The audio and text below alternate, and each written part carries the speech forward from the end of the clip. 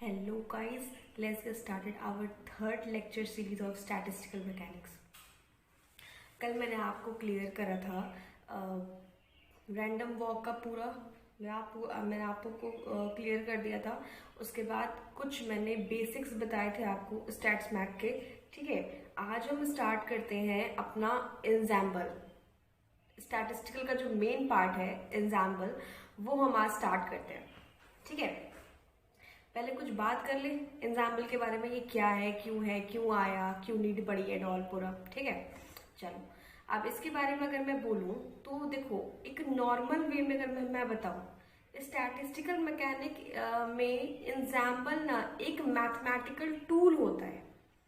उसको एक mathematical tool की तरह आप कंसीडर कर सकते हो सिस्टम के बारे में पता लगाने के लिए, एक बहुत इजी लैंग्वेज में। अच्छा, अब एग्जाम्पल होता ही क्यों है ना। जब हम माइक्रो स्टेट से माइक्रो स्टेट्स जो है उससे अगर हम चीज़ों को निकाल सकते हैं तो हमें एग्जाम्पल की नीड क्यों पड़ी। हम तो उसके बिना भी काम कर सकते थे, है ना। देखो, वहां पे उसकी नीड हमें इसलिए पड़ी क्योंकि जैसे जो हमारे पार्टिकल्स होते हैं ना, वो बहुत छोटे होते हैं, बहुत छोटे in the sense 10⁻23 Avogadro number के टाइप के होते हैं। ठीक है, अब इतने छोटे छोटे पार्टिकल्स के बारे में पता लगाने के लिए भाई डायरेक्टली तो हम कर नहीं सकते उस चीज को। दैट्स वाई एक मैथमेटिकल टूल आया और वो हुआ एग्जाम्पल। इसको अगर मैं नॉर्मल भाषा में अगर आपको मैं बोलूं तो a system in example is in different microstate mental copies. उसको अगर मैं नॉर्मल लैंग्वेज में बोलूं तो it is this mental copies. Listen, ensemble theory is just a mathematical tool. Ensemble theory is just a mathematical tool to study statistical mechanics. In ensemble, we consider that the system, क्या मैं बोलूँ उसको, it is the collection of large number of mental copies of original system. Ensemble is a collection of large number of mental copies of original system that are macroscopically identical but microscopically different. अब समझो मेरी बात कि मैंने क्या बोला। देखो, एक सिस्टम में मैक्रोस्कोपिकली तो बहुत सारे सिस्टम्स होंगे और उस एक मैक्रोस्कोपिक सिस्टम में माइक्रोस्कोपिक सिस्टम कई सारे होंगे।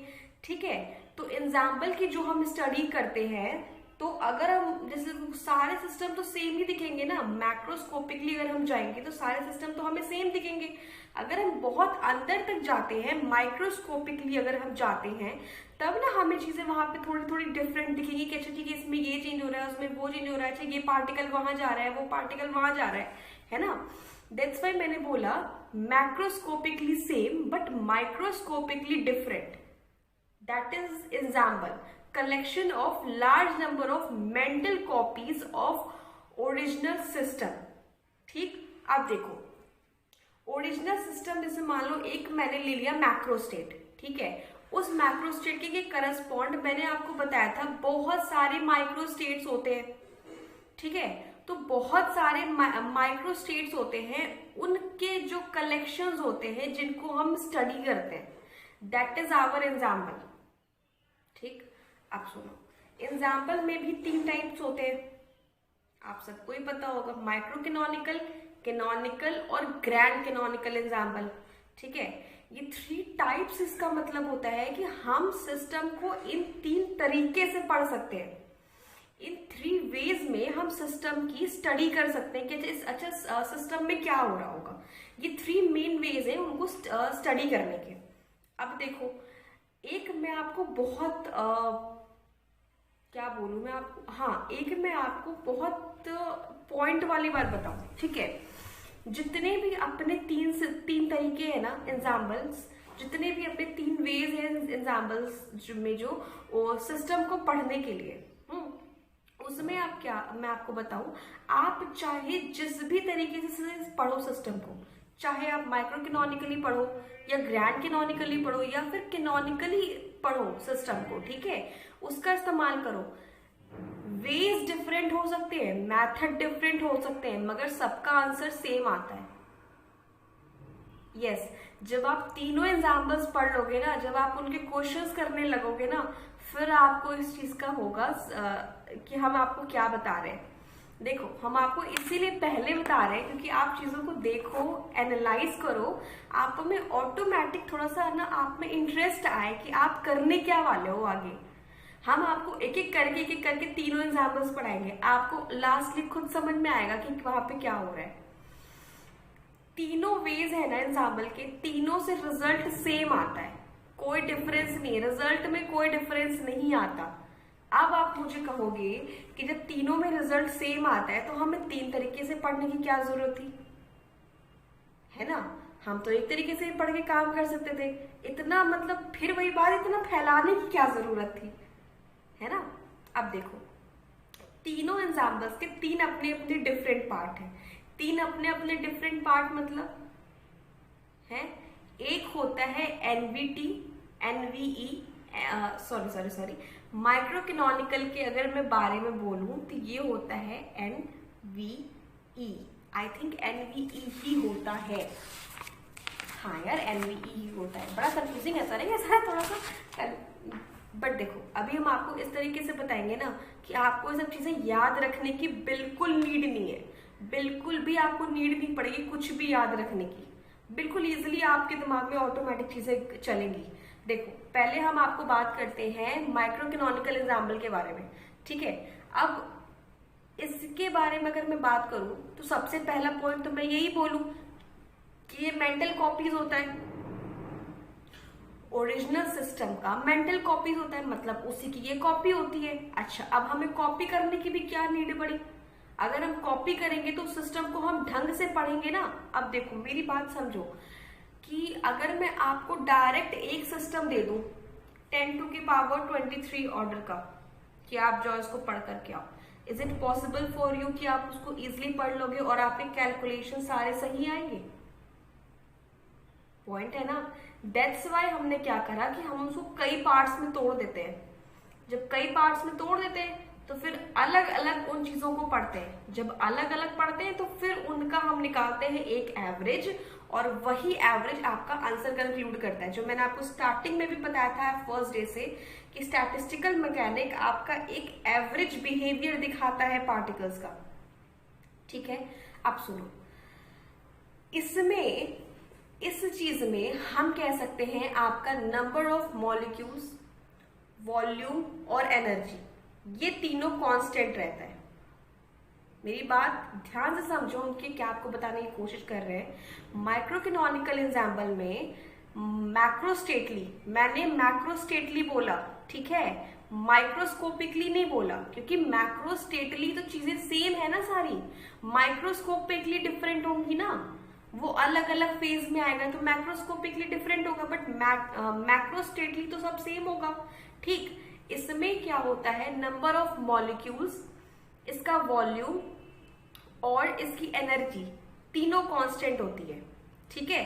अब देखो, अब आपके नेट में क्वेश्चन कैसे पूछ सकता है, मुझे लगता है कि हार्डली शायद गेट में कि मैंने कहाँ पे देखा था, डायरेक्ट क्वेश्चन आया था एनवीटी और एनवीई, मतलब कौन सा क्या किसमें कांस्टेंट होता है, डायरेक्ट उसने पूछा था उससे। और कभी कभी ऐसा भी पूछ लेता है कि किसमें किस तरीके से चीजों को थोड़ा सा घुमा के पूछ देता है।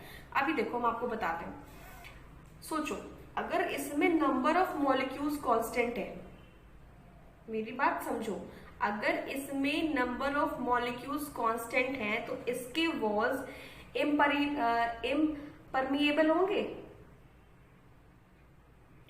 इम्परमिएबल का मतलब होता है इम्पेनिट्रेबल, मतलब एक सिस्टम जो पूरी तरीके से बंद है, न इसके इधर कोई जाएगा न इसके इधर कोई आएगा, उसको पेनिट्रेट करके भी कोई मॉलिक्यूल इधर नहीं आ सकता, ठीक?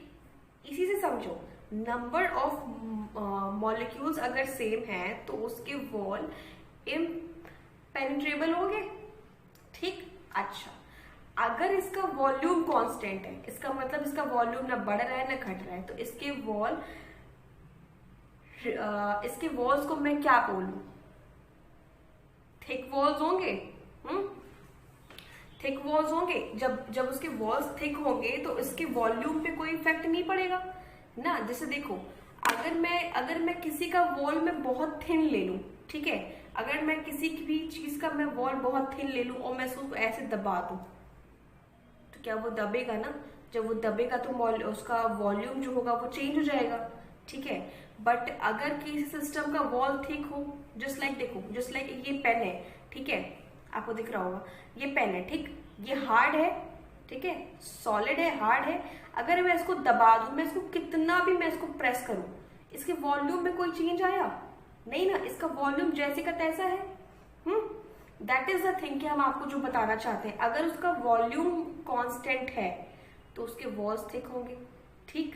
अच्छा, अब अगर उसकी एनर्जी कांस्टेंट है, एनर्जी कांस्टेंट है, इट मींस एडियाबैटिक वॉल्स होगा, एडियाबैटिक वॉल्स होगा, जो हीट का ट्रांसफर नहीं कर रहा होगा। अब इसको अगर मैं पूरा कंक्लूड करके बोलूं तो क्या मैं बोलूं, आइसोलेटेड सिस्टम होगा वो, as like our corona type patients हैं, ना कोई बाहर आ सके ना कोई जा सके, isolation and all type, same type का सिस्टम होगा ये भी, ठीक है। चलो, अब आपको मैं दूसरे के बारे में बताऊं, कैनोनिकल एग्जाम्पल के बारे में बताऊं। ये भी सेम मेंटल कॉपीज तो होंगी ही होंगी, इसमें भी कई सारी, माइक्रोस्कोपिकली डिफरेंट होगा बट मैक्रोस्कोपिकली तो सेम होगा, ठीक। अच्छा, अब इसमें क्या होता है, नंबर ऑफ पार्टिकल्स कांस्टेंट होंगे, ठीक, इसका वॉल्यूम कांस्टेंट होगा और इसका कांस्टेंट होगा टेम्परेचर, ठीक है। अच्छा, अब अगर नंबर ऑफ मॉलिक्यूल्स कांस्टेंट होंगे तो वॉल क्या होगा, अभी मैंने बताया इम्परमिएबल, ठीक। अब नंबर ऑफ अगर इसके वॉल्यूम कांस्टेंट हुआ तो यहाँ पे ये क्या होगा, वॉल्यूम, इसका वॉल थिक होगा, ठीक है। अच्छा, अब यहाँ पे एक अदर टर्म आया है, क्या, टेम्परेचर, टेम्परेचर कांस्टेंट है। अच्छा, अब मुझे बताओ टेम्परेचर को कांस्टेंट कैसे रखा जा सकता है। अपने थर्मोडायनेमिक में एक टर्म आता है हीट, क्या टर्म था, हीट रिजर्वायर, हाँ, हीट रिजर्वायर। इसका मतलब क्या होता है, इसके थ्रू टेम्परेचर को कांस्टेंट रखा जाता है। देखो, जब कोई एक्सपेरिमेंट होता है या कोई चीज होती है तो ये तो एक नॉर्मल फिनोमेना है ना, कि अगर किसी टेम्परेचर का आप बहुत इंक्रीज या बहुत डिक्रीज करोगे तो फिर टेम्परेचर मतलब अपना वो लो करने लगेगा, वो रूम टेम्परेचर पे आएगा या फिर वो घटेगा बढ़ेगा, उसमें चेंजेस आएंगे। टेम्परेचर कांस्टेंट तो मेंटेन रहता नहीं है ना, पॉइंट है ना इस चीज का। देन टेम्परेचर को कांस्टेंट करने के लिए एक हीट रिजर्वायर का इस्तेमाल करा जाता है। वो होता क्या है, वो जैसे देखो आपका यहाँ पे कोई सिस्टम रखा है, जैसे मान लो ये सिस्टम है आपका, मैंने यहाँ पे रखा, ठीक, और यहाँ पे क्या करते हैं, ये जो नीचे वाला आप वॉल देख रहे हो, यहाँ पे क्या करते हैं, यहाँ पे लगाते हैं हीट रिजर्वायर, ठीक है। यहाँ पे जो उसकी टेम्परेचर है ना वो बिल्कुल कांस्टेंट रहता है। अगर यहाँ पे मेरे को 200 डिग्री सेंटीग्रेड रखना है तो कंटिन्यूअसली यहाँ पे 200 डिग्री सेंटीग्रेड ही हम मेंटेन रखेंगे और सिस्टम को इससे कांटेक्ट में ला देंगे। देखो, जब सिस्टम इससे कांटेक्ट में रहेगा तो ये सिस्टम का टेम्परेचर अपने आप ही मेंटेन नहीं रहेगा, पॉइंट है। ऐसे कांस्टेंट रखते हैं सिस्टम के टेम्परेचर को, ठीक है। अब आओ थर्ड चीज पे, ग्रैंड कैनोनिकल में। ग्रैंड कैनोनिकल में क्या है, म्यूवीटी, मतलब म्यू पोटेंशियल एनर्जी की केमिकल पोटेंशियल कांस्टेंट रहेगी, वॉल्यूम कांस्टेंट रहेगी और टेम्परेचर कांस्टेंट रहेगा, ठीक। टेम्परेचर कांस्टेंट हुआ, इट मींस अभी जो आपको मैंने बताया अपना सिस्टम टेम्परेचर कैसे कांस्टेंट रखेगा, ठीक है। उसके बाद वॉल्यूम कांस्टेंट है, इसका मतलब वॉल्स उसके काफी थिक है, ठीक है, वॉल्यूम में कोई चेंज नहीं हो रहा। केमिकल पोटेंशियल कांस्टेंट है, इसका मतलब केमिकली वहां पे कोई चेंज नहीं हो रहा है, जो वो है सिस्टम में केमिकली जो सिस्टम में प्रेजेंट है वही टिल एट लास्ट तक रहेगा वहां पे, ठीक है। सेम चीज वहां पे मेंटेन रहेगी, समझ रहे हो आप, आई थिंक, ठीक है। देखो, अब आपको मैं बताऊं कि अगर मैंने पहले वाले को बोला माइक्रो कैनोनिकल एग्जाम्पल को आपको मैंने बोला आइसोलेटेड सिस्टम, ठीक। कैनोनिकल को मैं क्या बोलूं, क्लोज्ड सिस्टम, ठीक है। टेम्परेचर कांस्टेंट है मगर वॉल्यूम और नंबर ऑफ पार्टिकल भी तो कांस्टेंट है, ठीक। तो close system. And grand canonical को मैं क्या बोलूं, देखो इसमें नंबर ऑफ पार्टिकल्स कांस्टेंट नहीं है, ठीक है। जब इसमें नंबर ऑफ पार्टिकल्स कांस्टेंट नहीं है इसका मतलब यहाँ पे पार्टिकल्स बाहर आ रहा है और अंदर आ रहा है, ठीक है। तो जब यहाँ पे ये चीज कांस्टेंट नहीं है देन इसको अगर मैं बोलूं ओपन सिस्टम, ठीक है, बुरा तो नहीं मानोगे, ठीक है, इसको हम कंसीडर करते हैं एज ए ओपन सिस्टम, ठीक। अब सुनो, अब हम क्या करेंगे, धीरे धीरे हम एक एक करके इन तीनों को पढ़ेंगे, ठीक। एक बार माइक्रो कैनोनिकल, फिर कैनोनिकल, फिर ग्रैंड कैनोनिकल। अच्छा, अब मैं आपको एक और चीज बताऊं, वैसे इसको तो लास्ट में बताना चाहिए, चलो यार, अच्छा बता ही दे रहे हैं, मुद्दा छिड़ाया तो है, बात हो रही है तो बात पूरी होनी चाहिए, है नहीं। अब आपको मैं बताऊं, आपने जितने भी क्वेश्चंस देखे होंगे, ठीक है, नेट के, CSIR के, गेट के, व्हाटएवर, जहां पे भी बेसिकली मतलब कैनोनिकल एग्जाम्पल को ही यूज करते हैं। क्यों भाई, बाकी दो से दुश्मनी हो रखी है, कैनोनिकल को ही क्यों इस्तेमाल करना है, बाकियों को भी कर लो, दुखी हो जाएंगे बेचारे, है नहीं।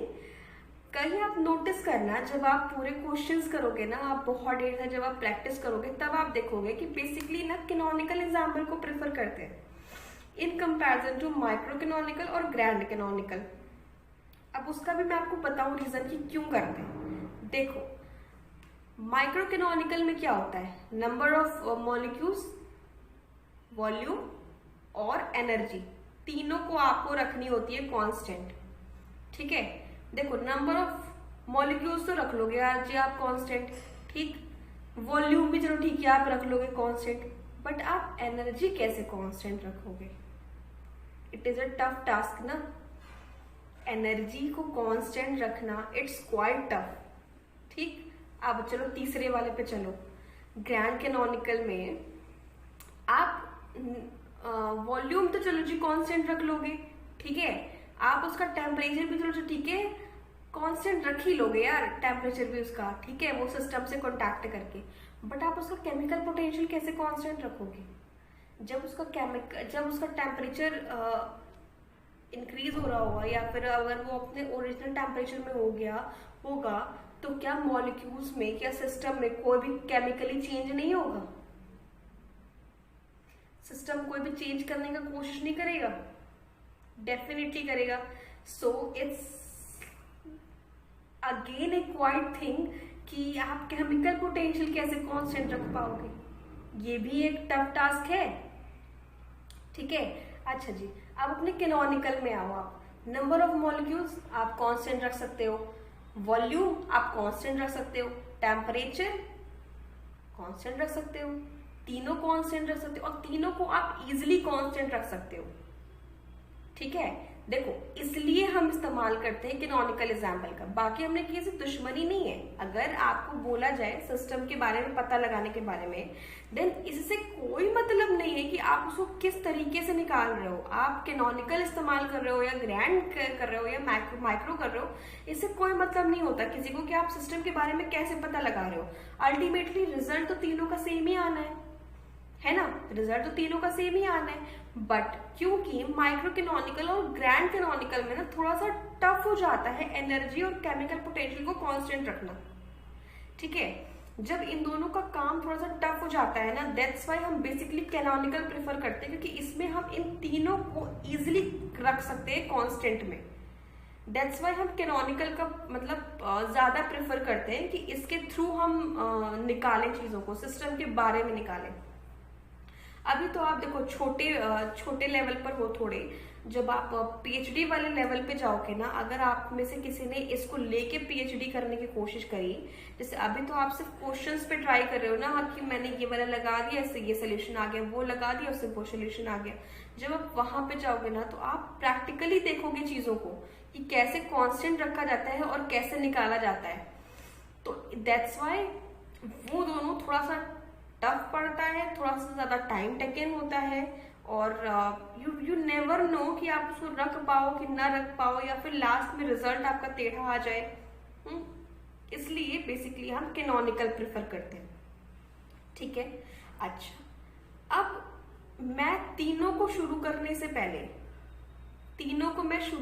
पहले मैंने आपको ना कुछ और भी बताना है, इंपॉर्टेंट टर्म्स कह सकते हैं इसको पढ़ने से पहले। और वो इंपॉर्टेंट टर्म आता है, देखो, फेज स्पेस का नाम सुना है आप सबने? फेज स्पेस का नाम सुना है? फेज स्पेस क्या होता है? एक ग्राफ टाइप होता है, ठीक है।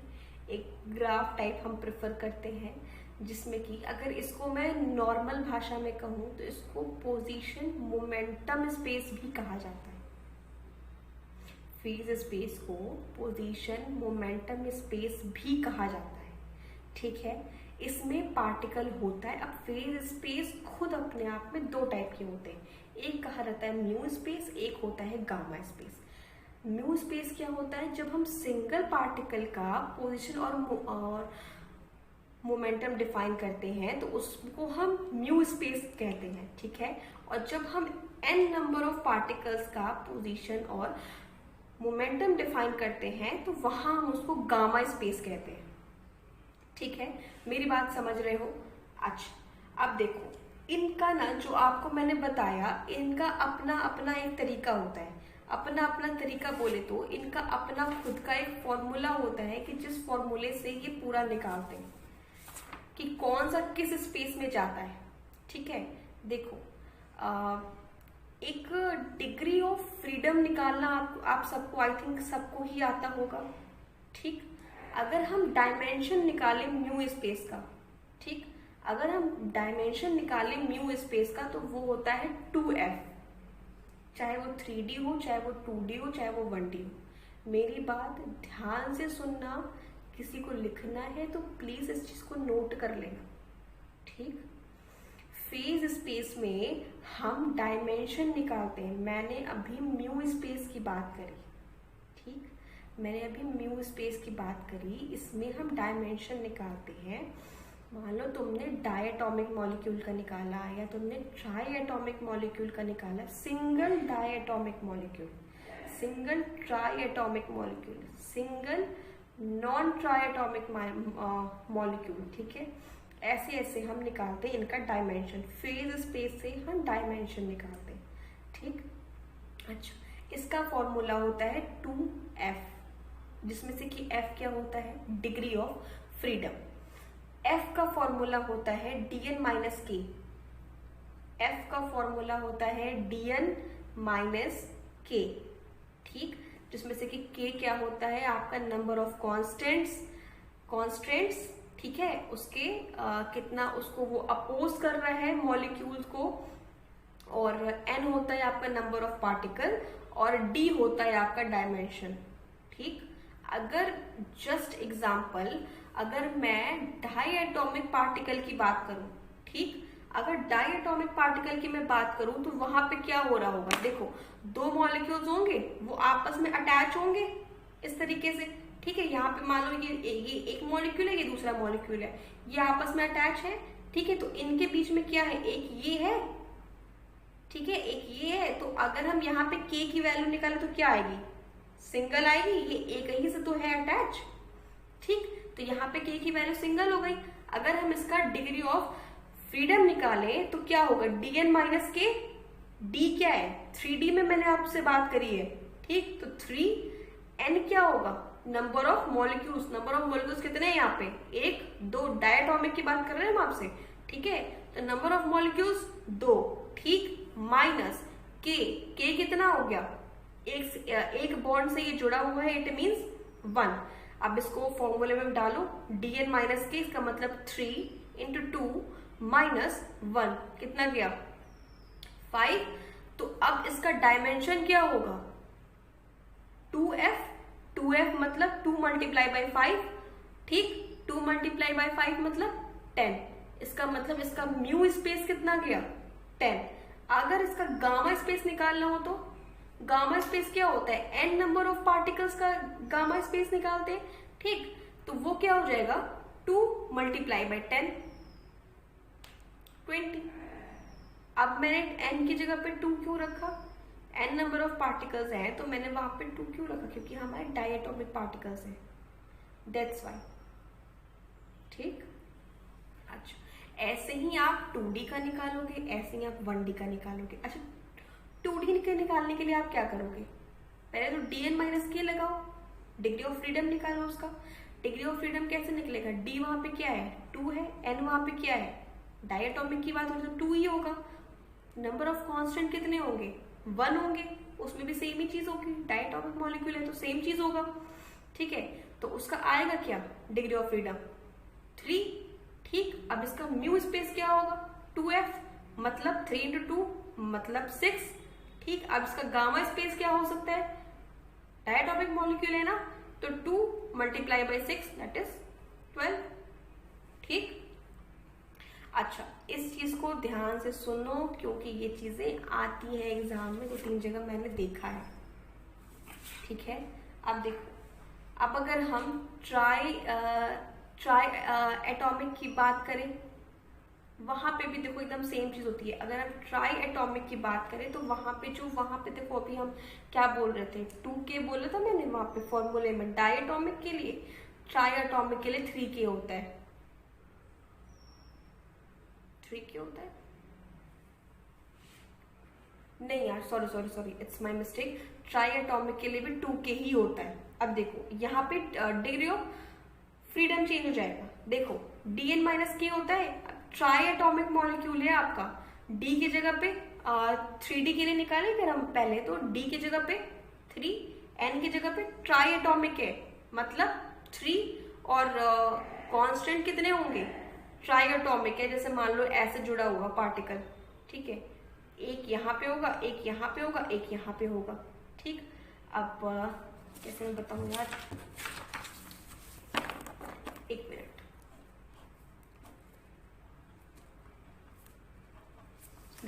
ये देखो इसको, ट्राई एटॉमिक है, यहाँ पे 3 मॉलिक्यूल्स लगे पड़े हैं, यहाँ पे देखो एक ये, ठीक। तो इसका कांस्टेंट क्या होगा, एक मॉलिक्यूल 2 से जुड़ा हुआ है, देखो, ठीक है।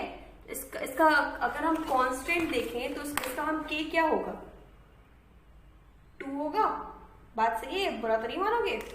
चलो अब देखो 3D के लिए भी हम कर रहे थे calculate, degree of freedom dn minus के, d की जगह पे 3, n की जगह पे ट्राई एटॉमिक है 3 माइनस k की जगह पे 2, मतलब इसका डिग्री ऑफ फ्रीडम क्या हो गया 7, और इसका म्यू स्पेस क्या होगा 2f, मतलब 2 इंटू 7 मतलब 14, ठीक। अब इसका गामा स्पेस क्या होगा n इंटू 2f, यहाँ पे n क्या है 3 है, 2f आपका, इसका मतलब 42, ठीक है। ऐसे ही आप 3D के लिए निकालोगे, ऐसे ही 2D के लिए निकालोगे, ऐसे ही 1D के लिए निकालोगे, ठीक है।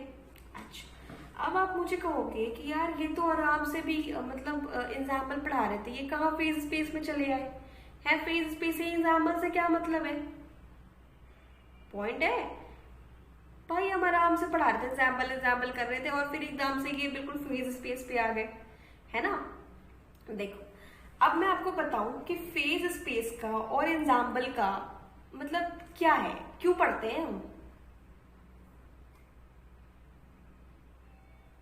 पॉइंट है, हम इसको एग्जाम्पल में क्यों लेकर के आए पढ़ने के लिए, इसके बिना हम काम नहीं कर सकते थे।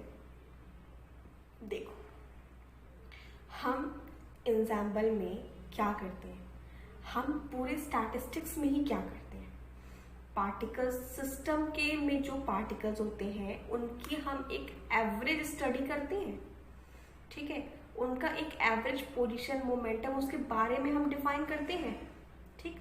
उसके एवरेज स्टडी को करने के लिए हमने एग्जाम्पल का वे उठाया, ठीक। अब उस एग्जाम्पल को हमने, अब देखो अब हमारी बात है कि अब एग्जाम्पल में स्टिल हम पार्टिकल्स को जोड़ेंगे कैसे, है ना। तो वहां एक ऐसे ग्राफ हमने प्लेस करा, एक तरफ पोजीशन एक तरफ मोमेंटम, ठीक। अच्छा, अब इसमें आप ढेर सारे अपने पार्टिकल्स डाल दो,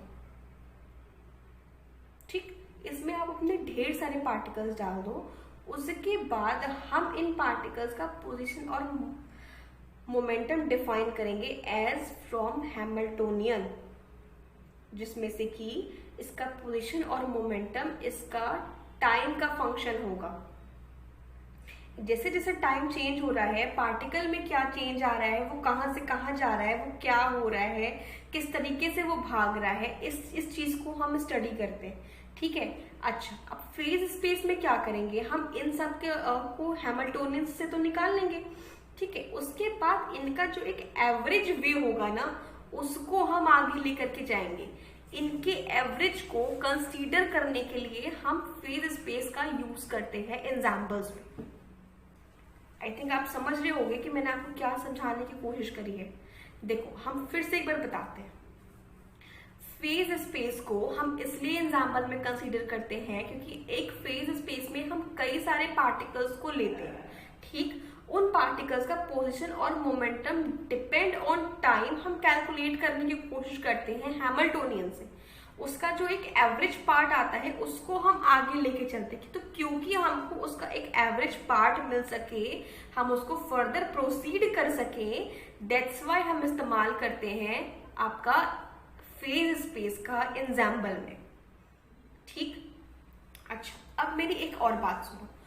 फेज स्पेस में जो आप पार्टिकल रखते हो ना, तो क्योंकि आप उसको फेज स्पेस में रखे हो इसलिए उसको फेज पॉइंट भी कहा जाता है, ठीक, उसको फेज पॉइंट भी कहा जाता है। अच्छा, अब देखो, अपना जो हाइजेनबर्ग अनसर्टेनिटी प्रिंसिपल है वो तो कहता है कि आप पोजीशन और मोमेंटम एक बार में किसी पार्टिकल का डिफाइन ही नहीं कर सकते। प्रिसाइसली एक समय में एक किसी भी पार्टिकल का पोजीशन और मोमेंटम सेम जगह पे तो आप डिफाइन नहीं कर सकते, ठीक। तो भाई ऐसा तो फिर भाई फेज स्पेस तो गलत हो गया, क्योंकि यहाँ पे तो पोजीशन और मोमेंटम डिफाइन कर रहे हैं पार्टिकल का। उसके लिए हम क्या करते हैं, जैसे देखो, फेज स्पेस में हमने पार्टिकल्स रखा, ठीक, फिर हम वहां पे एक छोटा सा वॉल्यूम कंसीडर करते हैं, छोटा सा हम एक क्यूब कंसीडर करते हैं। तो हम वहां पे ऐसा इमेजिन करते हैं, ऐसा कहते हैं कि हमारा जो पार्टिकल है ना वो बिल्कुल फ्री स्पेस में नहीं है कि वो कहीं भी भाग रहा है, यहाँ वहां यहाँ वहां, वो उस छोटे से वॉल्यूम, उस छोटे से क्यूब में भाग रहा होगा, ठीक। अच्छा, मेरी बात समझना, मैंने कोई भी चीज एवं ही नहीं बोल दी। देखो, आप लोग ना थोड़ा सा ना इमेजिन करो मेरे साथ एक चीज। देखो, कोई एक कमरा है, ठीक, उस कमरे में मैंने बहुत ढेर सारे लोगों को भर दिया, ठीक। अब वहां पे जब इतने ढेर सारे लोग होंगे तो आप सोचो, ऐसा तो होगा नहीं, या फिर इतना तो जगह होगा नहीं कि कोई भी सर यहाँ से भाग के वहां चला जाएगा, वहां से भाग के वहां जाएगा, वहां से भाग के वहां जाएगा। जगह तो होगा नहीं, क्योंकि हर जगह कोई ना कोई पार्टिकल्स, मतलब हर जगह कोई ना कोई इंसान भरा पड़ा होगा, ठीक है। तो वहां पे होगा क्या, बहुत अगर कोई कर सकता है तो वो अपने स्पेस से थोड़ा सा इधर हिल जाएगा, थोड़ा सा इधर हिल लेगा, थोड़ा सा इधर हिल लेगा, यही करेगा, और तो वो कुछ कर ना पाएगा। बहुत ज्यादा तो उसके पास जगह है नहीं भागने की, ठीक। इसी तरीके से हम अगर इस चीज को बोलें कि उस पर्टिकुलर इंसान का एक छोटा सा वॉल्यूम होगा, और छोटी सी जगह होगी जहां पे वो मूव कर सकेगा, गलत तो नहीं है मेरी बात, ठीक है। इसी तरीके से आप एग्जाम्पल को कंसीडर करो, फेज स्पेस को करो कंसीडर, वहां पे बहुत सारे पार्टिकल्स हैं, ठीक है। तो जब बहुत सारे पार्टिकल्स को हमने सेम जगह पे रखा है, 10⁻23 की पार्टिकल्स को अगर हमने सेम जगह पे रखा है, तो मतलब वहां पे बहुत सारे पार्टिकल्स है ना। जब वहां पे बहुत सारे पार्टिकल्स हैं तो वो कहीं भी तो ऐसे रैंडमली भागेंगे नहीं, ठीक। तो हम उनका एक छोटा सा वॉल्यूम कर ले कंसीडर, एक छोटे से क्यूब को कर ले कंसीडर। हम ये कह सकते हैं कि इस छोटे से क्यूब में ही ये पार्टिकल रहेगा, और ये जहां भी जाएगा वो इस क्यूब में ही जाएगा, ठीक। फिर हम उस चीज को जो बोलते हैं, उस क्यूब को जो हम बोलते हैं फेज स्पेस के लैंग्वेज में, उसको हम बोलते हैं फेज सेल, क्या कह सकते हैं, उस क्यूब को हम बोल सकते हैं फेज सेल। ठीक, अच्छा, अब उस फेज सेल के उस यूनिट सेल में ही वो पार्टिकल रहेगा। ठीक है, अब अगर मैं हाइजेनबर्ग अनसर्टेनिटी प्रिंसिपल को फॉलो करके अगर मैं बोलूं तो उसका क्या होता है, delta x into delta p x is greater than and equal to h cat by 2। मतलब पोजीशन और मोमेंटम या तो इक्वल रहेगा या तो ज्यादा रहेगा एच कैट बाई 2 से। यही तो होता है पूरा प्रिंसिपल। ठीक, अब इसकी जगह पे अगर मैं कंसीडर करूं इसको, अगर मैं चलो अच्छा इसको मैं अगर एच लेके चलूं, आई थिंक मुझे लगता है कि बहुत वर्बली बताना ठीक नहीं होगा। आओ आओ पेन कॉपी पे आओ, हम आपको बता। ये देखो यहाँ पे मैंने एक बनाया फेज स्पेस का ग्राफ पी और क्यू के रिस्पेक्ट में। ठीक, अब यहाँ पे आपका देखो, यहाँ पे आपका क्या है, यूनिट सेल, इसमें एक वॉल्यूम में मैंने एक पार्टिकल को डिफाइन करा। ठीक, अच्छा, अब यहाँ पे आप देखो, अगर मैं आपको बोलूं कि आपका हाइजेनबर्ग अनसर्टेनिटी प्रिंसिपल यही होता है। ठीक, अगर हम यहाँ पे 3D के लिए अगर हम इस चीज को डिफाइन करें तो क्या कह सकते हैं, पोजीशन और मोमेंटम के लिए dx dy dz, पोजीशन और मोमेंटम के लिए dpx dpy dpz। ठीक है, अब देखो इसको अगर हम अदर फॉर्म में ट्रांसफर करें तो delta x into delta p x into delta y into delta p y into delta z into delta p z. ठीक है, ऐसा कह सकते हैं हम। ठीक, अगर हम इस एक चीज को इक्वल करें एच कैट बाई 2 को या greater than h cat by 2, आपका यही वाला टर्म होता है ना, तो इस टर्म को अगर मैं इसके इक्वल करूं एच कैट बाई 2 को, ठीक, तब यहां पर हम ऐसा कह सकते हैं, अगर हम इसको h ले लें, ठीक, अगर हम इसको h ले लें, एच कैट बाई 2 है, h ले रहे हैं हम, ध्यान रखना H cat by H cat को क्या कहा जाता है, h अपॉन 2 पाई।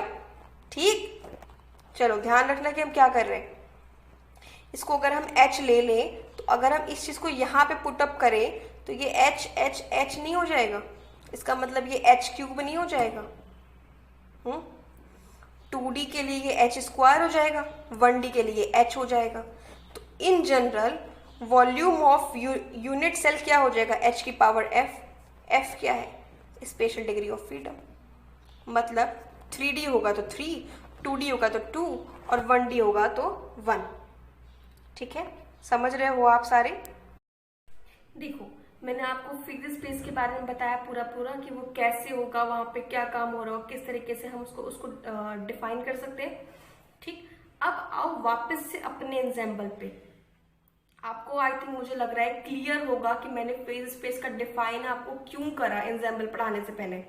ठीक है, हमारे एग्जाम्पल में वो कहाँ से करता है, कहाँ से वो जुड़ा हुआ है, आपको शायद समझ में आया होगा। ठीक है, अब देखो, अब आओ अपने वापस से एग्जाम्पल्स पे। आपके एग्जाम्पल्स पे से हम पहला उठाते हैं माइक्रो कैनोनिकल एग्जाम्पल, या फिर एक मिनट रुको, उसके भी पहले मैं आपको एक चीज बताऊं।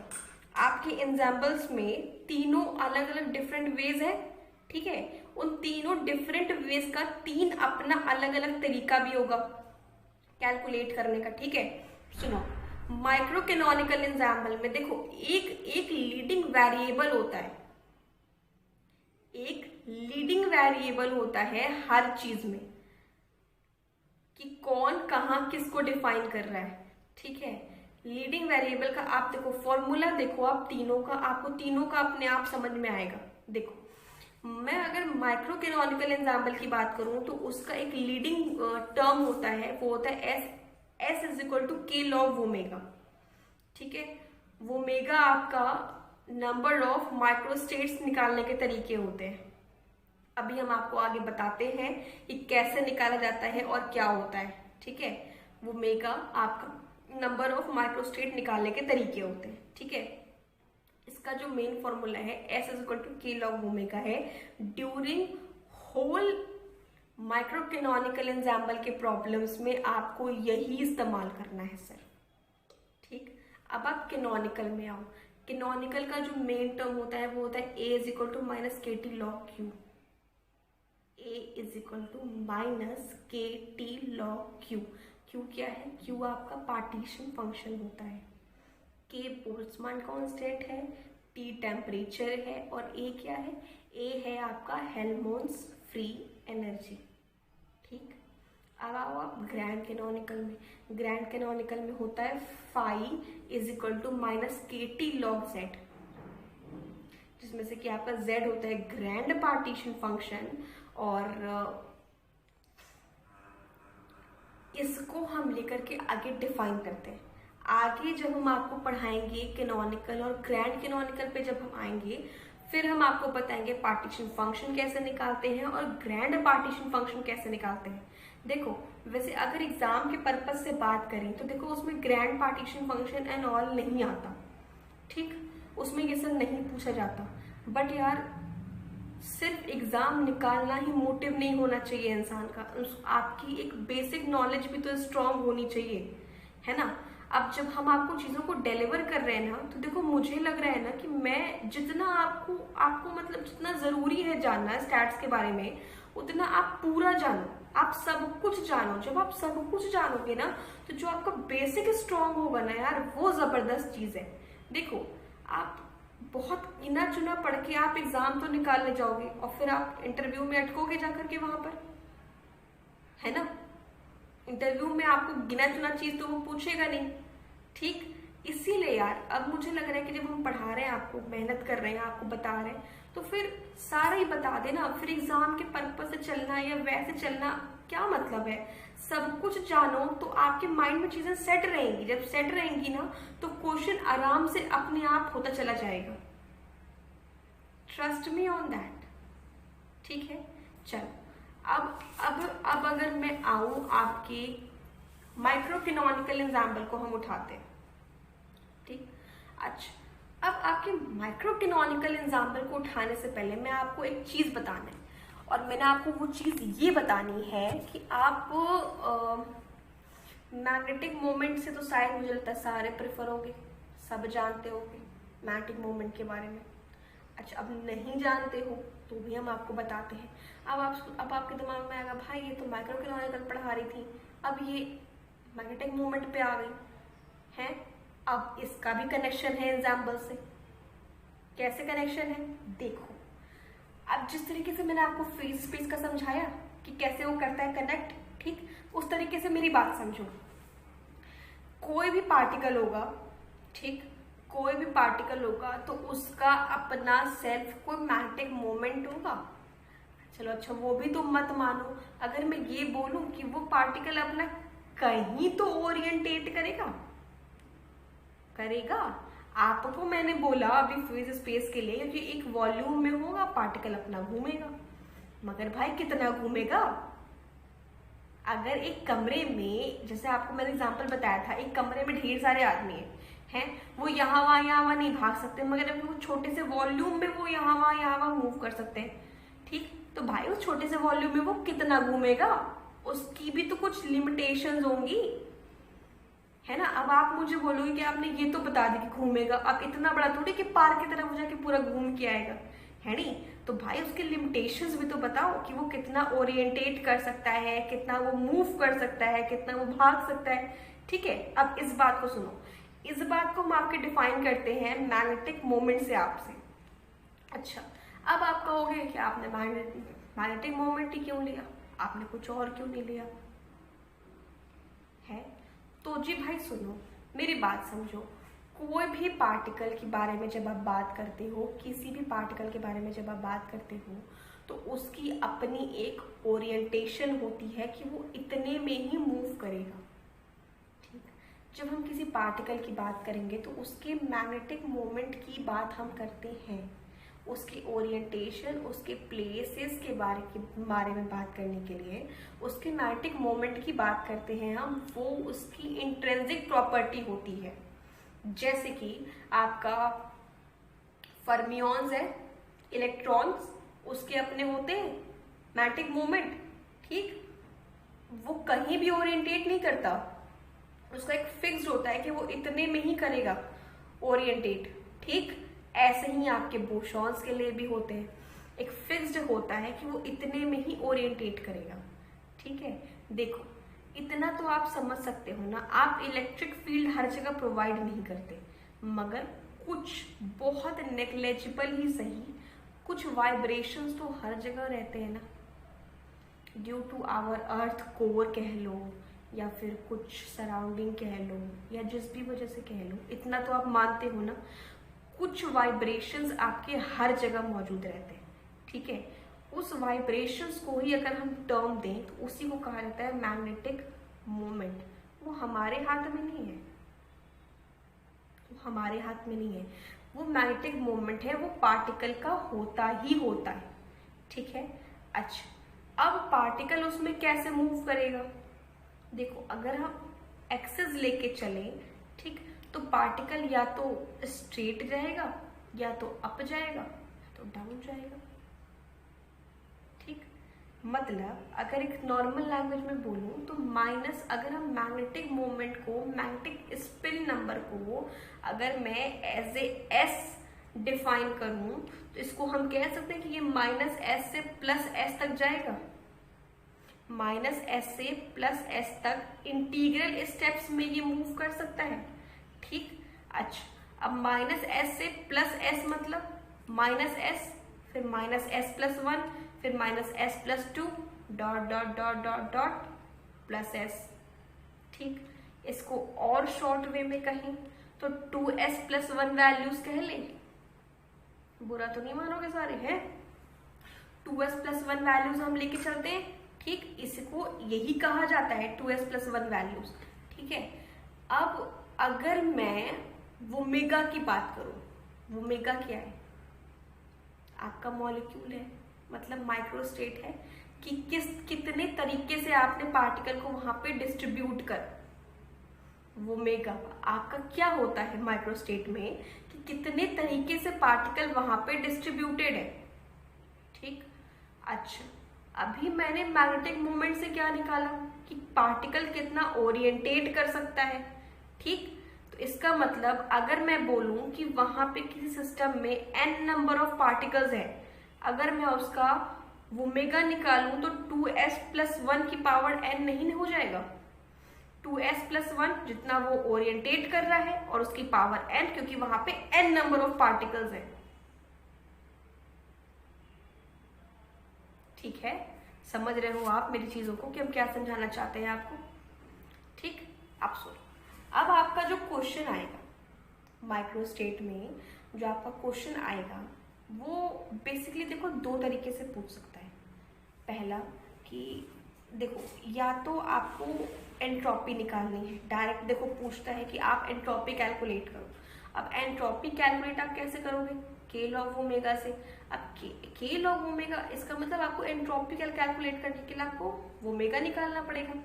ठीक, अच्छा क्वेश्चन में जो देता है ना उसमें ओमेगा ना दो टाइप का से डिफाइन करता है। दो टाइप से कैसे?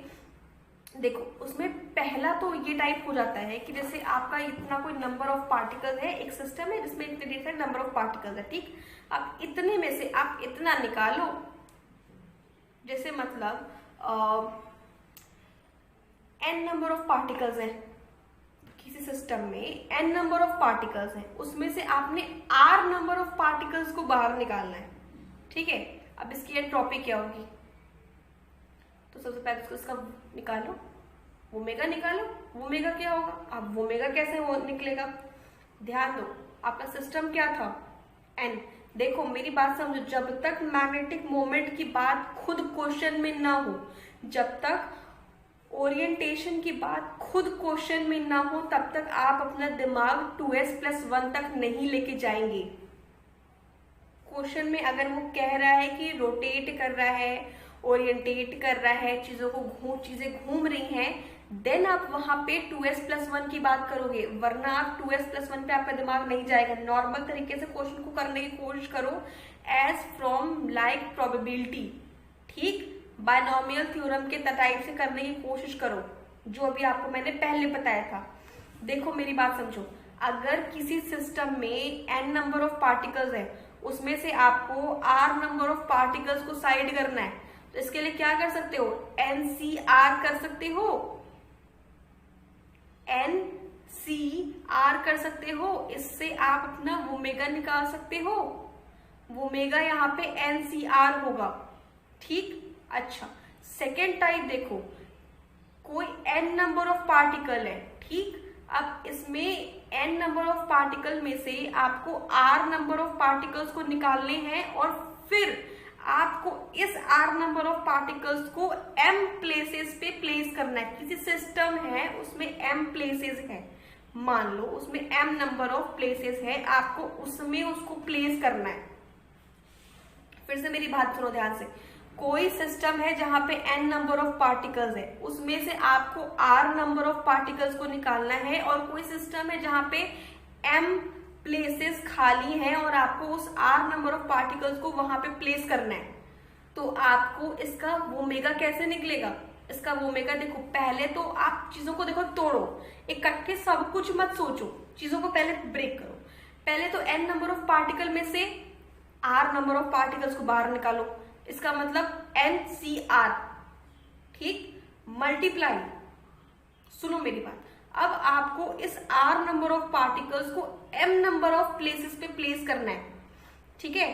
तो MCR, M number of places पे R नंबर ऑफ पार्टिकल्स को प्लेस करना है, इसका मतलब MCR, ठीक। अब आपका टोटल ओमेगा क्या हो जाएगा? NCR multiply by MCR। Got my point? इस तरीके से आपका ओमेगा निकल जाएगा। इन दो तरीकों को जो मैंने अभी आपको बताया, इन दो तरीकों से ज्यादा तरीका नहीं आता, बेसिकली यही दो तरीके होते हैं। अब अगर आपका ओमेगा निकल जाएगा तो ओमेगा निकलने के बाद एंट्रोपी तो अपने आप ही निकल जाएगी, क्या नहीं निकलेगी? है ना, आप उसमें अपना एंट्रोपी अपने आप ही वहां पे निकाल ले जाओगे।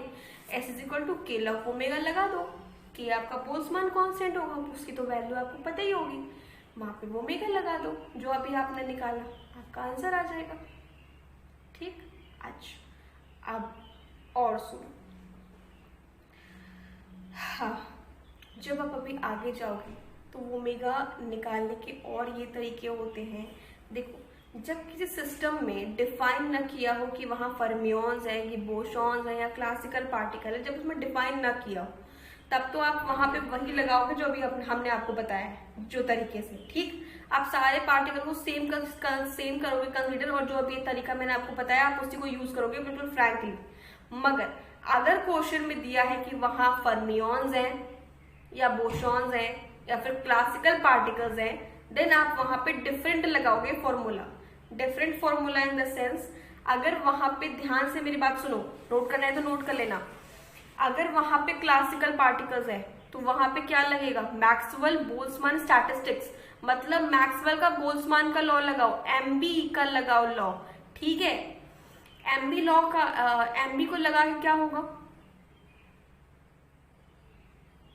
MB लॉ को लगा के क्या होगा? इसका फॉर्मूला देखो, इसका फॉर्मूला होता है ओमेगा निकालने का। अगर किसी क्वेश्चन में क्लासिकल पार्टिकल्स दिए हो, आपको ओमेगा निकालना हो, तो उसका फॉर्मूला होता है शायद Ni की पावर Gi, ठीक। एक मिनट, लेट मी चेक, नहीं सॉरी, Gi की पावर Ni। उसमें G क्या होता है? उसमें G क्या होता है? डीजेनरेसी, आपको मैंने भी कल बताया था, डीजेनरेसी होती है G, और N क्या है? नंबर ऑफ पार्टिकल्स, ठीक। अगर क्लासिकल पार्टिकल्स दिए हो तो वहां पे MB आपको लगानी है, और उसमें आप क्या लगाओगे? Gi की power Ni। Omega is equal to Gi की पावर Ni, जितनी डीजेनरेसी दी है वो उसकी पावर नंबर ऑफ पार्टिकल्स, ठीक। अगर वहां पे फर्मियंस दिया है, इसका मतलब इलेक्ट्रॉन्स दिया है, तो वहां पे फर्मी डिराक स्टैटिस्टिक्स आपको लगानी है, ठीक। फर्मियंस कहे जाते हैं, फर्मी डिराक स्टैटिस्टिक्स जिस पे अप्लाई होता है उन पे, इसका मतलब इलेक्ट्रॉन्स फर्मियंस होते हैं, ठीक है। अच्छा, वहां पे आप लगाओगे omega is equal to GiCNi, GiCNi, C आपका वो बड़ा वाला सी, ठीक है, GI/CNI। इसको अगर आप सॉल्व करोगे तो GI factorial upon NI factorial multiply by GI minus NI factorial, ये हो जाएगा आपका, ठीक है। GI still degeneracy, NI number of particles, ठीक है। अच्छा, अगर कहीं बोसॉन्स दिए हों, ठीक, अगर कहीं बोसॉन्स दिए हो तो वहां पे आप बोस-आइंस्टीन स्टैटिस्टिक्स लगाओगे। वो क्या होता है, वो ओमेगा निकालने का तरीका वो क्या होता है, NI plus GI minus 1 whole का factorial upon NI factorial multiply by NI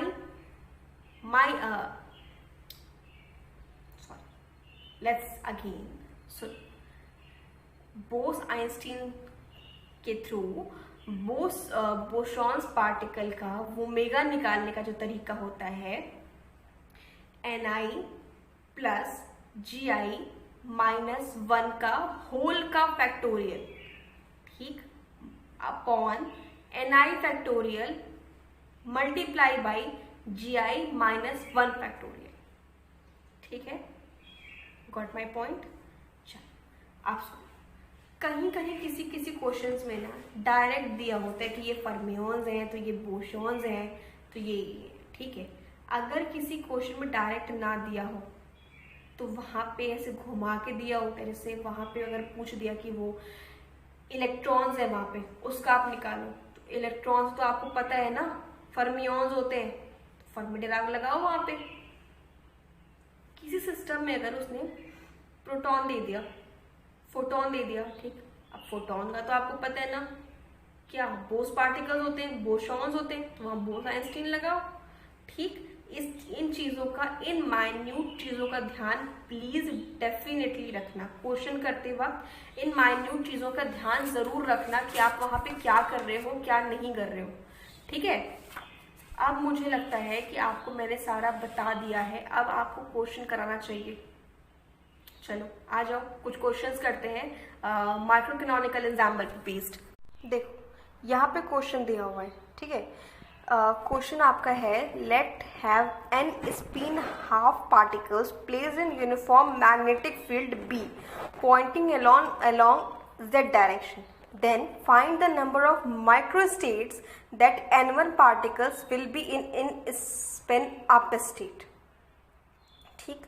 microstate निकालना है, मतलब ओमेगा निकालना है। अब देखो स्पिन अप और स्पिन डाउन में कितने हो सकते हैं, मान लो total n number of particles है, ठीक है। अब उन total n number of particles में से n1 स्पिन अप में है, n2 स्पिन डाउन में है, ठीक। अगर हम ऐसे लेके चलें तो suppose that n1 spin up में है तो उसका ओमेगा कैसे निकलेगा, NCN1, NCN1, ठीक।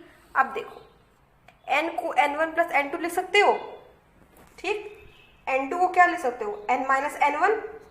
देन अगर यहाँ पे हम पुटअप करें इस चीज़ को तो ये लिख सकते हैं हम इसको, ठीक। ये आपका निकला ओमेगा, ठीक। अगर हम स्पिन डाउन स्टेट्स की बात करें तो जैसा अभी हमने यहाँ कंसीडर करा कि लेट n1 स्पिन अप में है तो यहाँ पे भी एज इट इज कंसीडर कर लो लेट n1 इन स्पिन डाउन स्टेट, या तो लेट n2 भी स्पिन डाउन स्टेट। आप ऐसे भी सोच सकते हो, इसमें भी कुछ गलत नहीं है, ठीक। अब इसको यहाँ से भी निकालो सेम तरीके से, सेम चीज़ निकलेगा, क्योंकि जितने स्पिन अप में होंगे उतने ही स्पिन डाउन में भी तो होंगे। हम यहाँ पे क्या लेके चले थे, n is equal to n1 plus n2, इसका मतलब n1 प्लस n2 को मिला दोगे तो टोटल नंबर ऑफ पार्टिकल्स निकल आएंगे। अच्छा, अब आप कहोगे कि हम यहाँ पे यही क्यों लेके चले थे, क्योंकि क्वेश्चन में देखो मेंशन ही नहीं था कि कितने स्पिन अप में है कितने स्पिन डाउन में है। अगर क्वेश्चन में ये मेंशन होगी कि कितने स्पिन अप है कितने स्पिन डाउन है तो यहाँ पे उतना नंबर आप डालोगे, ठीक है। मगर अगर क्वेश्चन में मेंशन ही नहीं होगा कि कितने स्पिन है कितने स्पिन डाउन है तो वहां आप अपने हिसाब से खुद कंसीडर करोगे कितने स्पिन अप जा रहे हैं कितने स्पिन डाउन जा रहे हैं, ठीक। अच्छा, अब अगर इनकी एंट्रोपी निकालने की बात करें तो S is equal to K log omega, omega आपका निकला पड़ा है K लॉग, ठीक। यहाँ पे आपकी एंट्रोपी निकल गई। अच्छा, अगर मैं आपको बोलूं कि कितने नंबर ऑफ पार्टिकल्स के लिए एंट्रोपी मैक्सिमम आएगी, मेरी बात फिर से समझना, इस पूरे केस में कितने नंबर ऑफ पार्टिकल्स के लिए एंट्रोपी मैक्सिमम आएगी, तो मेरी बात समझो, इस पूरे केस के लिए एंट्रोपी n/2 मैक्सिमम आएगी। देखो देखो कैसे, देखो, to find maximum value of entropy ds/dn1 कर ले 0, ठीक। स्टेबिलिटी थ्योरम के हिसाब से हम ds/dn1 कर ले 0, ठीक है, n1 को फाइंड करने के लिए। अब देखो हमारा s का निकला था ये, अब देखो हम इसको ऐसे तोड़ दें, लॉग है तो, अब स्टेरलिंग अप्रोक्सीमेशन होता है n फैक्टोरियल का, log n factorial is equal to n log n minus n कहा जाता है, ठीक, गलत तो नहीं है। अच्छा, अब इस स्टेरलिंग अप्रोक्सीमेशन के हिसाब से इस चीज को उठा करके यहां रखो, इस चीज को पूरा सॉल्व करो अपना, आपका एक s आ जाएगा स्टैंडर्ड फॉर्म में, ठीक है। अब इसको n1 के रिस्पेक्ट में डिफरेंशिएट कर दो, जब आप डिफरेंशिएट करोगे ना आपको एक वैल्यू आएगी, वो होगी n1 आपकी निकल करके आ जाएगी n is equal to half. इसका मतलब n1 is equal to half के लिए आपकी एंट्रोपी सबसे ज्यादा मैक्सिमम होगी, ठीक। चल अब मैं आपको बताऊं, देखो एक ही क्वेश्चन देखो, consider a system composed of very large number of n distinguishable atom, wordings पे ध्यान देना, n distinguishable atoms, non moving and mutually non interacting, each of which has only 2 energy levels, या तो 0 या तो E, find the entropy of the system, ठीक। अब देखो 2 एनर्जी लेवल्स है, या तो 0 है या तो E है, ठीक। अब आओ इसको देखो कैसे कर सकते हो आप, एंट्रोपी निकालनी है, S is equal to k log omega हो जाएगा, ठीक।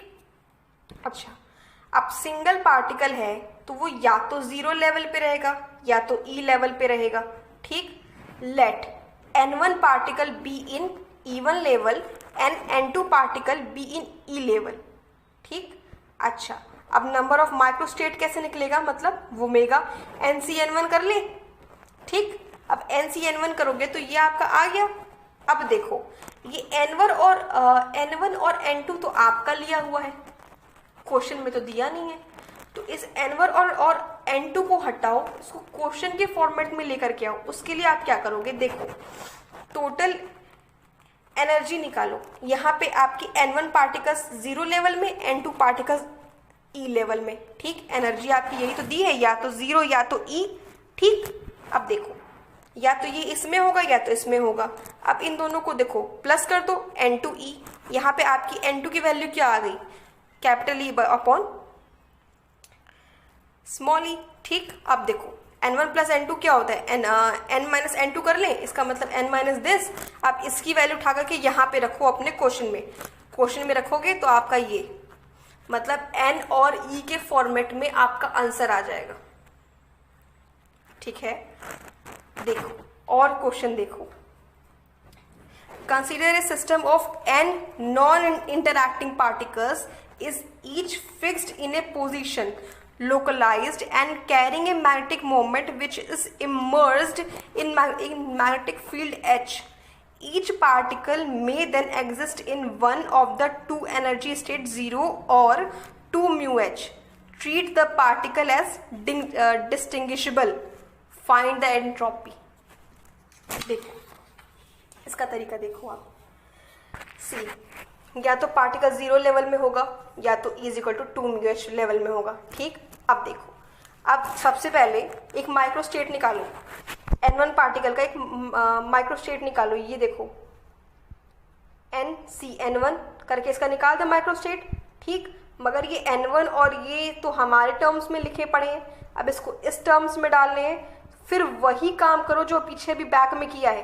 टोटल एनर्जी दी हुई है, n1 में मान लो 0 पार्टिकल्स, n1 पार्टिकल एनर्जी 0 में है, N2 पार्टिकल सेकेंड लेवल में है, ठीक। इन दोनों को ऐड करोगे आप तो आपको टोटल एनर्जी निकल के आएगी। इस टोटल एनर्जी से आप N2 की वैल्यू निकालो और जो आप N2 की वैल्यू निकाले हो उसको उठा करके आप अपने फॉर्म में डाल दो, आपका वोमेगा निकल के आ जाएगा। जब आपका वोमेगा निकल के आ जाएगा तो आपकी एंट्रोपी भी निकल आएगी S equal to K log omega C, ठीक। अब फिर अगर हम वही बात करें कि with which value of E entropy will be maximum, तो यहां भी सेम, किस एनर्जी के लिए एंट्रोपी मैक्सिमम होगी। तो अभी आपको मैंने पीछे बताया था N1 is equal to N/2 के लिए एंट्रोपी मैक्सिमम होगी, ठीक। तो यहां पे आप इसको रखो उठा करके N माइनस E/2 μh। अच्छा, अब मैंने इसको कहां से रखा उठा करके, देखो यहाँ पे N1 की वैल्यू है, ठीक। N1 की वैल्यू मैंने यहाँ पे रखी N/2, ठीक। इसको आप देखो सॉल्व करो, you get the energy in which entropy will be maximum, ठीक है।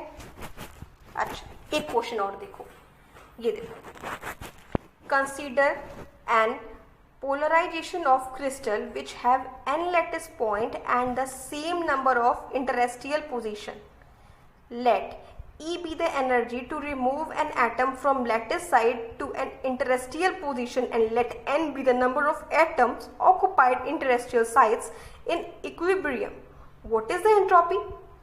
देखो, जो मैंने आपको अभी पिछला एक चीज बताई थी कि डिफरेंट नंबर ऑफ, देखो यहाँ पे क्या कंडीशन है आपकी, different number of lattice points दिए और सब में इंटरस्टेलर साइट्स भी दिए। करना क्या है, क्वेश्चन के हिसाब से किसी एटम को, इतने सारे एटम्स में से किसी एटम को उठाना है और इन इंटरस्टेलर साइट्स पे प्लेस करना है। आपको ध्यान है, मैंने आपको बताया था कि किसी n नंबर ऑफ पार्टिकल में से r पार्टिकल्स निकालने हैं और उसको m प्लेस पे प्लेस करने हैं। सेम फॉर्म है यहाँ पर भी। अब देखो इसका तरीका देखो वोमेगा निकालने का। पहले तो आप n पार्टिकल में से स्मॉल n पार्टिकल्स को पहले बाहर निकालो, NCN, ठीक। अच्छा, अब उन्हीं पार्टिकल्स को आपको n नंबर ऑफ प्लेसेस पे प्लेस करना है, क्योंकि देखो यहाँ पे जब लैटिस पॉइंट्स n है, कैपिटल N, तो वहां पे ढेर सारे इंटरस्टेलर पॉइंट्स भी तो कैपिटल N ही होंगे, है ना। देन वहां पे आपको उसको n नंबर ऑफ प्लेसेस पे n नंबर ऑफ पार्टिकल्स को प्लेस करना है। इन दोनों को मल्टीप्लाई कर दो, यू गॉट दिस, ठीक। S is equal to K log omega, इस यहाँ पे वोमेगा की वैल्यू रख दो, 2 आगे आ जाएगा, दैट इज द थिंग। अब इसको यहाँ पे ओपन कर दो, ये आपको मिल जाएगा। ये वाइकेलिम की प्रॉब्लम है, एक स्टैंडर्ड बुक की प्रॉब्लम है वाइकेलिम की, ठीक है। मेरी बात समझ रहे हो? अच्छा, आओ देखो, अभी आपको मैंने टोटल माइक्रोइकोनॉमिकल एग्जाम्पल के बारे में बताया, ठीक है। मैंने आपको कुछ क्वेश्चंस कराए, ये क्वेश्चंस मैंने ना वाइकेलिम और सीनी जो स्टैटिस्टिकल मैकेनिक्स की स्टैंडर्ड बुक्स आती है ना, उसमें से लगाया है, ठीक है। आपको मैं सीरियसली बताऊं, उसके प्रॉब्लम थोड़े से टफ है in comparison to CSIR net.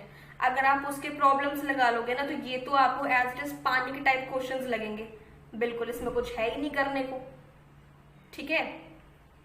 अब देखो मेरी बात समझो, हम आपको अब ये बता रहे हैं कि हम आपको आपके ग्रुप में दोनों स्टैंडर्ड बुक्स प्रोवाइड कर देंगे, ठीक। अच्छा, हम आपको आज एक DPP देंगे, ठीक है। उस DPP में हम कुछ क्वेश्चंस आपको देंगे, स्टैंडर्ड बुक से कुछ क्वेश्चंस हम आपको देंगे, ठीक है। देखो प्रीवियस ईयर के प्रॉब्लम्स लगाना तो देखो वो आपका काम है, वो आप लगाओ, ठीक है, उसमें नो डाउट।